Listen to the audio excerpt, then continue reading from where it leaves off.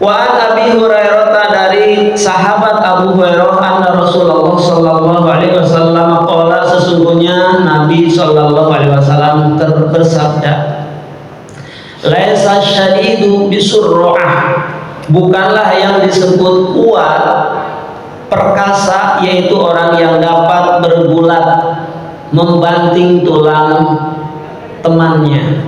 Jadi zaman dahulu kekuatan fisik ini adalah sebagai barometernya. Maka kata Nabi, bukanlah orang yang kuat itu yang mampu men-take down atau apa bahasanya itu MMA ya sekarang, ya mengalahkan di dalam gulatnya. Innama syadidu alladzi yamliku nafsahu indal ghadab.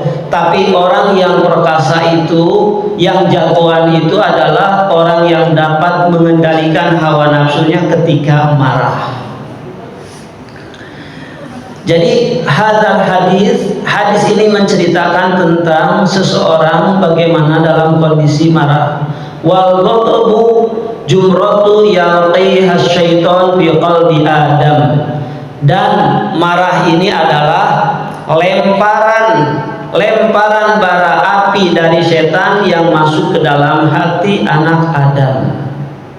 Dengan sebab marah maka terjadilah kerusakan.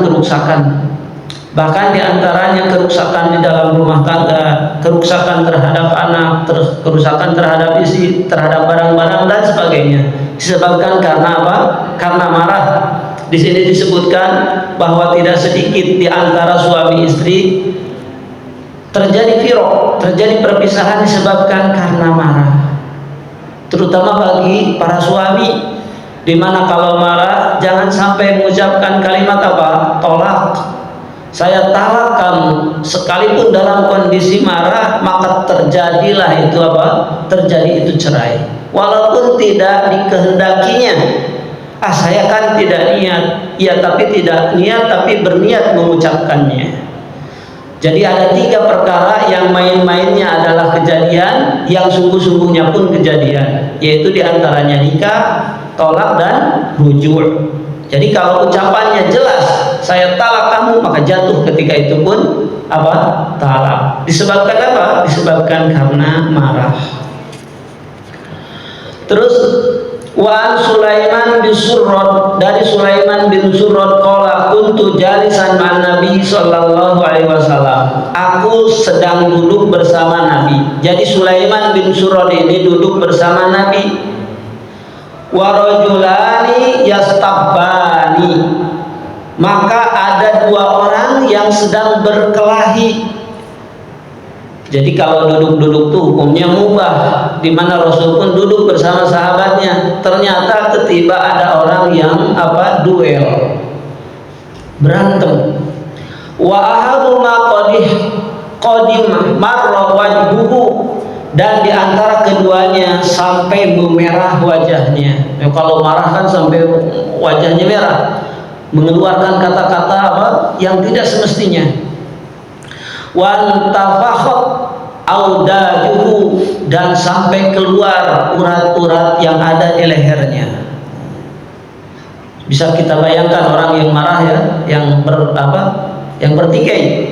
Faqala Rasul sallallahu alaihi wasallam, maka kata Rasul sallallahu alaihi wasallam, inni la'alamu kalimatan, sungguh saya tahu satu kalimat, law qalaha la dhahaba anhu ma yajidu, seandainya satu kalimat itu diucapkan, niscaya marahnya itu akan hilang.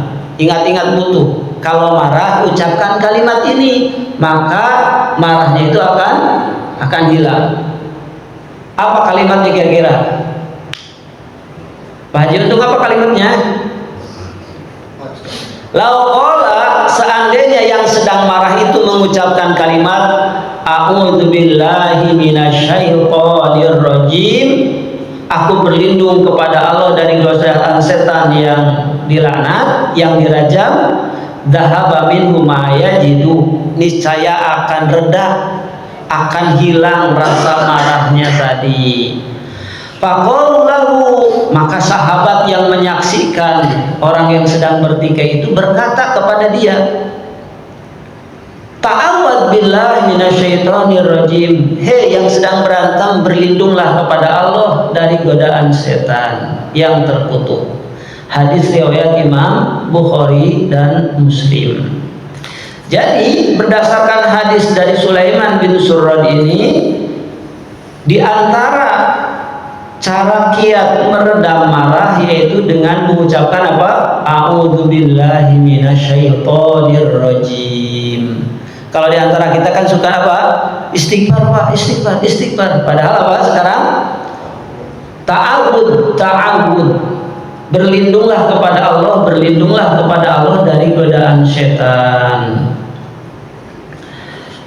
Kemudian di dalam syarahnya, selain daripada mengucapkan ta'awud, yaitu berlindung kepada Allah dari godaan setan, yang kedua adalah bagi orang yang sedang marah, wa ayyatawaddu'a bil wudu'i, maka hendaknya kalau sedang marah, memuncak marahnya, selain daripada mengucapkan a'udzubillahi minasyaitonir rajim, kemudian yang kedua berwudulah. Sebab apa? Sebab wudu adalah air di mana marah ini datangnya dari setan, dan setan akan padam dengan air. Wa an Mu'adz bin Anas, dari Mu'adz bin Anas, anna Nabiy sallallahu alaihi wasallam qala, sesungguhnya Nabi sallallahu alaihi wasallam bersabda. Ini keutamaan orang yang sedang marah tapi bisa dikendalikan. Kalau hadis yang pertama tadi bahwa dari Abu Hurairah, orang yang kuat itu adalah bukan orang yang bisa bergulat, tetapi yang dapat mengendalikan hawa nafsunya ketika marah. Kalau hadis dari Mu'adz bin Anas bahwa Nabi SAW menjamin bagi orang yang bisa meredam marahnya dengan apa? Dengan pahala yang besar. Coba perhatikan. Man kadzama ghaidon, siapa orang baik laki-laki maupun perempuan dapat mengendalikan, menahan marahnya, wa huwa qadirun ala ayunfidahu, padahal dia mampu untuk menjewantahkan, untuk memuntahkan marahnya itu, da'ahullahu ala ru'usil khalaiqi yaumal qiyamah, maka nanti di hari kiamat Allah akan memanggil di hadapan para seluruh makhluknya. Jadi syaratnya, tapi ini bersyarat. Syaratnya apa? Ketika marah, mampu pada dirinya itu untuk memarahi, maka nanti di hari kiamat orang tersebut akan dipanggil di hadapan para makhluk-makhluknya, hatta yuhayyiru min huril 'ain ma syaa, sampai-sampai diberi pilihan boleh memilih hurul 'ain. Apa hurul 'ain? Bidadari. Bidadari sesukanya. Rawahu Abu Dawud wa Tirmidzi wa qala hadisun hasanun. Hadis ini riwayat Imam Abu Dawud, Imam Tirmidzi dengan derajat hadis yang hasan. Jadi kalau marah, mampu mengendalikan marahnya dengan syarat sebetulnya saya berani sama dia, tapi saya tahan saja sebab saya ingin mengharap pahala dari Allah. Nah, dengan sebab begitu maka dia akan mendapatkan apa? Akan dipanggil oleh Allah nanti di hadapan para malaikat, kemudian ditawarkan, bukan di hadapan para malaikat tapi di seluruh hadapan makhluknya, kemudian ditawarkan untuk memilih hurun 'ain, bidadari masya'a, sekehendaknya. Tapi syaratnya apa tadi? Mampu mengendalikan, artinya berani. Pembantu kita ini, waduh, meledeknya luar biasa, tapi saya tahan saja. Nah, itu namanya apa? Padahal berani, pecat aja sekaligus, padahal kita sanggup, tapi ditahan. Kalau kita pecat dia nanti bagaimana? Kepada anak kita berani sebetulnya, tapi dimaafkan. Kepada istri berani, tapi apa? Dimaafkan. Berbeda dengan marah tapi ditahan marahnya karena enggak berani. Oh, itu mah bukan. namanya hazan. Hazan itu apa? Bersedih karena nggak berani. Motornya ketabrak, kesenggol, ternyata yang nabraknya apa? Pakaiannya berbintang. Apa, diem saja. Nah, itu bukan. Karena apa? Karena nggak berani. Jadi namanya hazan. Hazan itu bersedih. Sedangkan ini apa? Berani. Sebetulnya mampu, punya kendali. Ditakdirkan menjadi manajer ya. Ternyata mungkin bawahan kita apa? Kalau bahasa sudah culang gitu, nggak sopan. Ah, sebetulnya kita berani, begitu marahin aja di depan orang, tapi ditahan.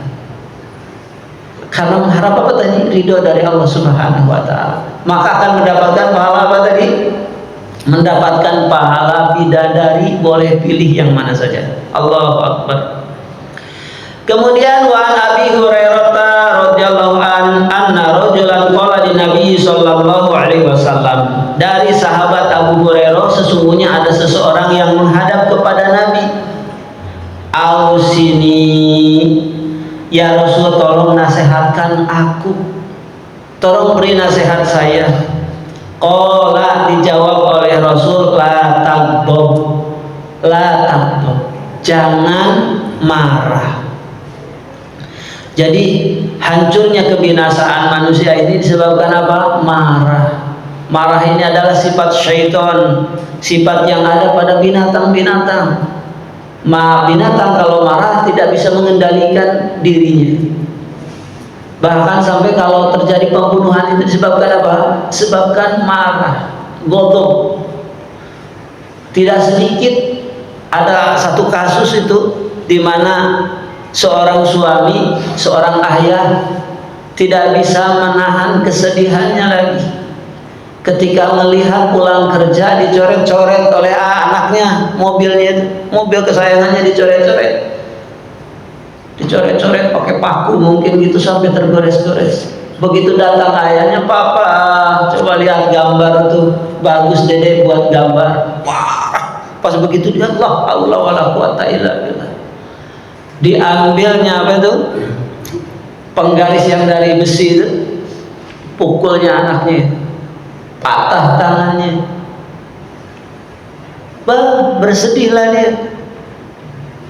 Sudah mah mobilnya rusak, dicoret-coret sama anaknya. Sekarang anaknya kena musibah, patah tangannya, dipukul sama penggaris dari besi. Sebab apa? Sebab marah.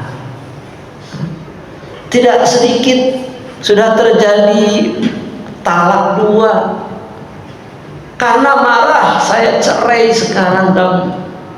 Maka kalau kalimat saya cerai atau saya talak, jatuh gitu. Tidak bisa dengan apapun dihapus, sekalipun dalam kondisi marah, kecuali dalam kondisi tidak sadar atau dalam kondisi gila. Kemarin ada pertanyaan itu, karena tersebar, bagaimana kalau kita seorang laki-laki ngegombalin perempuan berbohong gitu. Saya udah ceraikan istri saya karena supaya ingin nikah lagi. Aduh gitu ya. Apakah jatuh cerainya? Maka saya jawab tidak jatuh. Tapi kalau di internet kalau kita lihat banyak yang mengatakan jatuh. Karena jatuhnya talak itu ada fa'il, ada maf'ul, ada mutakalim, ada mukhatab. Mukhatab dan mutakalim sama-sama diberitahu, sama-sama mengetahuinya. Sedangkan kalau kepada orang lain, sebagaimana saya sekarang berbicara begini, maka tidak jatuh kepada istri saya, walaupun ucapannya jelas, karena tidak ditujukan kepada istri. Jadi ada fa'il, ada si pelaku yaitu suaminya, ada maf'ul yang dituju, yaitu yang ditujunya adalah istrinya. Tapi kalau kepada orang lain mengucapkannya, maka jatuhnya adalah apa? Jatuhnya adalah sumpah palsu. Sumpah palsu. Dan sumpah palsu ini termasuk al-kabair, dosa yang sangat besar. Banyak tuh para para laki-laki ya terkadang ingin menikah lagi, dia ucapkan kepada calonnya itu, saya sudah bercerai dengan istrinya, padahal enggak. Apakah jatuh? Maka tidak, kecuali sebaliknya. Kalau ada orang yang iseng temenan kita atau temenan istri kita, kemudian ia mencandai kepada istri kita, bukannya kamu itu udah diceraikan sama suami kamu tadi itu? Kalau suaminya diam, maka jatuhlah dia cerainya. Sebab apa? Sebab dia menyetujuinya. Diam itu tanda apa? Tanda setuju berarti ya. Maka hati-hati itu dengan apa? Dengan candaan di bab itu. Kembali lagi, jadi kalaulah nasihat Rasulullah SAW kita ingat-ingat bahwa kata Rasul, kalau ingin selamat la taghdab, jangan apa? Jangan marah. Kemudian faradda miraron, diulang lagi oleh sahabat ini yang minta nasihat. Setiap kali minta nasihat, faqala, maka dijawab oleh Rasul, la taghdab, jangan marah. Maka di hadis riwayat Imam At-Tabrani, bagaimana kunci surga itu?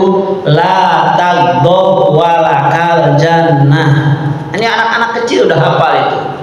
La taghdab walakal jannah, jangan marah. Kalau bisa mengendalikan marah, bagimu surga.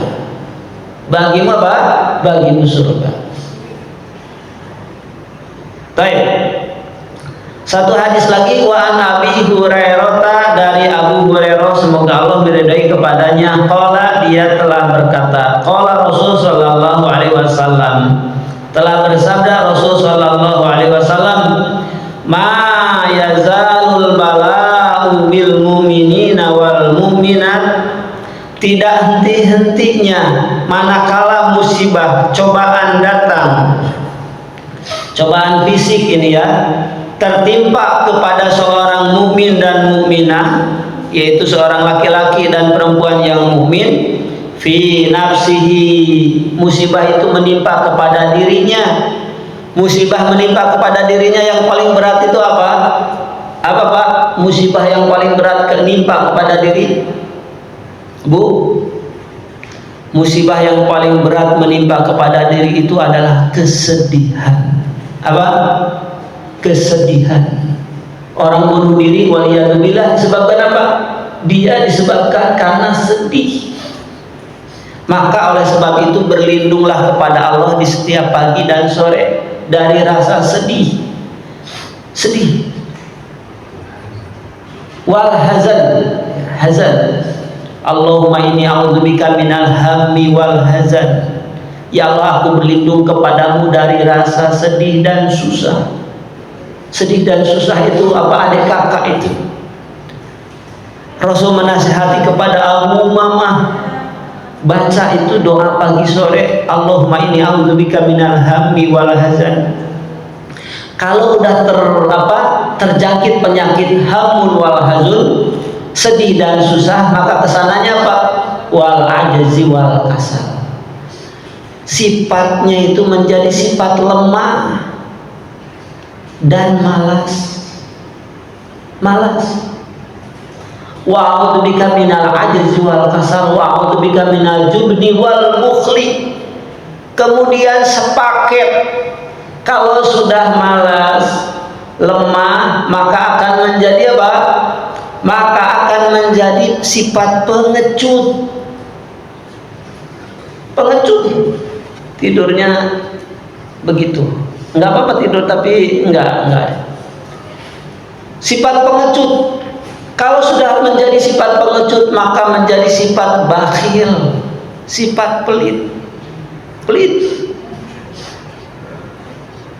Kemudian barulah setelah itu datang lagi penyakit berikutnya lebih berat, wa ghalabati daini wa qahrir rijal. Qahrir daini, dicekek, disebabkan karena terlilit hutang, tercekik dia, terlilit hutang. wa ghalabati deni wa qahrir rijal. Kalau sudah begitu dijajahlah oleh manusia. Dijajah oleh manusia. La haula wala quwata illa billah. Jadi kalau dijajah oleh apa? Oleh senjata itu masih ringan, tapi kalau dijajah yang sifatnya apa? Bertekuk lutut di hadapan manusia, itu yang lebih mengerikan. Datang ajaran Islam ini memerdekakan hamba sahaya. Merdeka hamba sahaya. Di hadapan Nabi tidak boleh membungkuk-bungkuk. Maka datang ajaran dari mana? Feodalisme mengajarkan kalau di depan kiai harus membungkuk sujud. La haula wala quwata illa billah. Lanjut, wa waladihi, dan musibah menimpa kepada anaknya, wa malihi, dan musibah menimpa kepada hartanya. Jadi kalau seorang mukmin yang taat tertimpa dia musibah terhadap dirinya, kepada anaknya, kepada hartanya, kepada rumahnya. Harta itu meliputi rumah, kendaraan.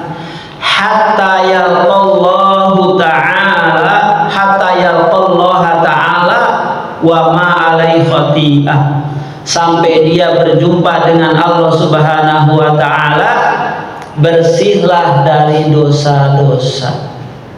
Jadi musibah itu untuk menggugurkan daripada dosa.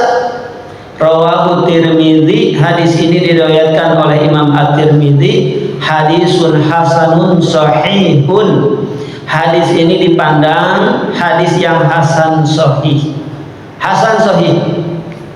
Wa sahahu Al-Albani rahimahullah fi sahihatin. Dan hadis ini pun disahihkan oleh Syekh Al-Albani di dalam kitab sahihnya.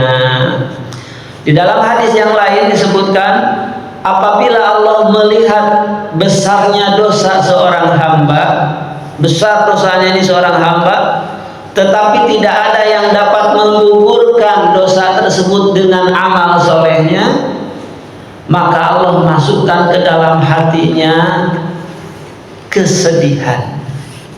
Dengan sebab kesedihan tersebut berguguranlah dosa-dosanya. Jadi kalau bersedih ya, maka sebagai penutup hadis yang sudah disampaikan tadi, pertama, orang yang kuat itu adalah orang yang dapat mengendalikan hawa nafsunya ketika marah. Kemudian yang kedua, kalau marah hendaknya bertawud kepada Allah Subhanahu wa taala. Dan selanjutnya, di mana pahala orang yang dapat mengendalikan hawa nafsunya ketika marah, padahal dia mampu untuk menumpahkan marahnya, maka Allah akan berikan apa? Bidadari di hadapannya.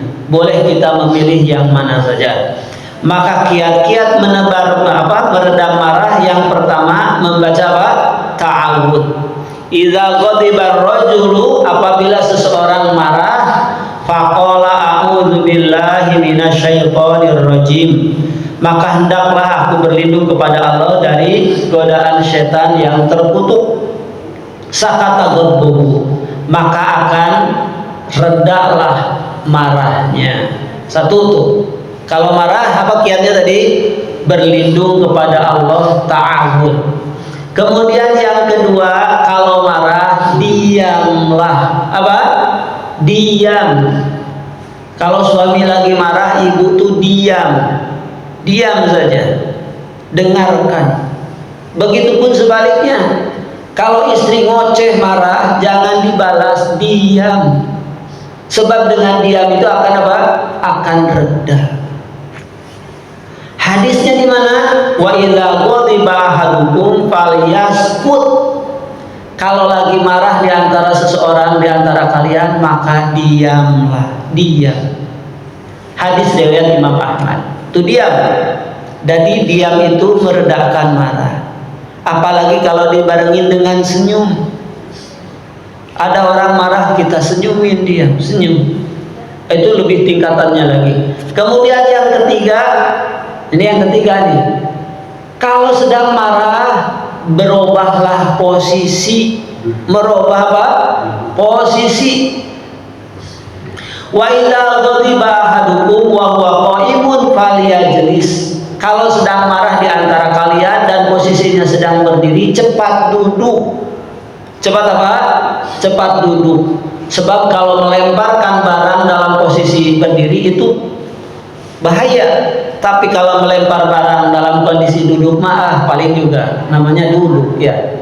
Maka kalau dengan cara duduk belum juga reda marahnya, maka cepat-cepat berbaring. Cepat apa? Berbaring. Kalau dalam kondisi seperti demikian pun tidak kuat, maka cepat keluar dari rumah atau hindari orang tersebut, pergi. Di mana ahli surga dua-duanya? Yang pertama, wanita yang paling mulia dan menjadi sayyid nanti di surga, anak yang terhormat dari ayah yang terhormat. Namanya siapa? Fatimah. Punya suami ahli surga, namanya Ali bin Abi Thalib. Suatu saat terjadi pertikaian. Jadi rumah tangga bertikai biasa. Ahli surga aja juga bertikai. Ketika terjadi marah, maka Ali bin Abi Thalib tidur. Tidak kuat, ia keluar dari rumah, pergi ke masjidnya. Pergi ke masjid kemudian tidur. Rasulullah SAW tahu mantunya itu sedang marah.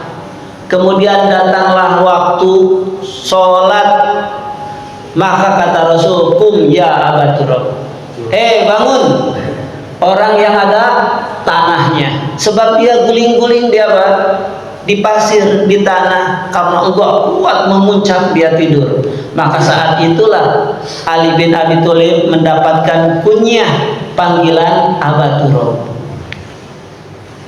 bapaknya tanah.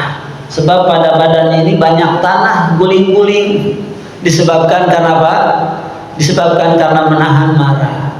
Jadi tidak mengucapkan kata-kata yang membuat murka Allah. Nah, berarti kalau ada orang guling-guling di masjid dan jawab, berarti lagi berantem tuh. Nah, cepat kita subuhin. Ya.